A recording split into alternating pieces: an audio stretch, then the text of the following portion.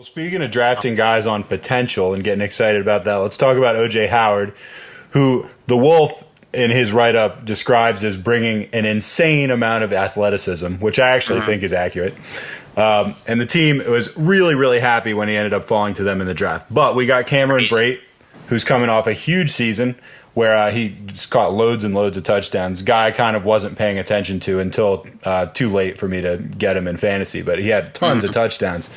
And their red zone report is obviously supposedly carrying over into the spring. So what do fantasy owners make out of this tight end position? Is this something to stay away from, or is this something where you're going to pick one guy and he's going to go off, or you're going to, it's just going to be like shooting ducks in a barrel, Dwayne Allen, Jack Doyle style in Indianapolis?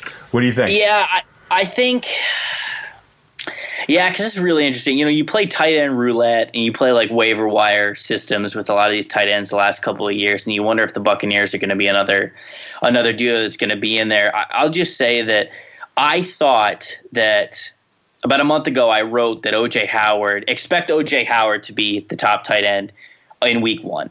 That's wrong. He's not going to be. It's going to still be Cameron Brate. But here's the thing about Brate.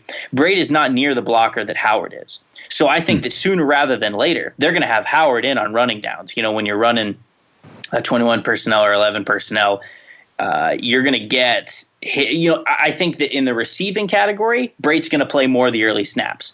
But in terms of on the field, I think O.J. Howard might be on the field plenty. So I saw a couple of plays of them in the red zone. Now, I will say this. Most of the red zone targets for tight ends went to Cameron Brate, and they're going to continue to go to Cameron Brate early on in the season. So if you pick O.J. Howard, you might be waiting on him a little more than you think, because that chemistry between Winston and Brate is fantastic, and it's still fantastic. And here they are. They're just adding to it in the spring, like you said.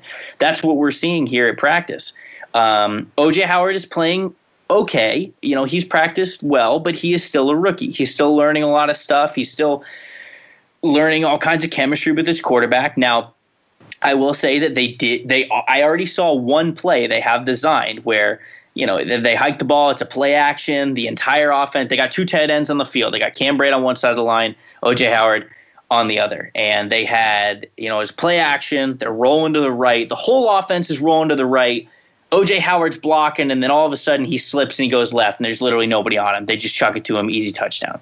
That's the kind of stuff that's going to exist in the playbook. And O.J. Howard might pay off for you here and there on little catches like that, but I just don't have a safe enough answer right now until we really get into training camp and in the preseason to how they're going to use it, because this team loves to use 2 tight ends. We know that they do. We know that that's what they want to do. But at this point, it's hard to say who's going to get it. I would say that Brate's still going to be tight end 1 for a fantasy perspective, especially early on. But who knows? I mean, if Howard really gets in there as a blocker, he's going to be on the field plenty of times in play action situations. So I think that you're right. It might be too much of a this or that tight end situation early on. But if you're gonna go with one and you need production early on in the year, I'd go with Brate. Certainly, if you're looking for long term, you're looking for a guy to stash. Obviously, you take Howard off his potential.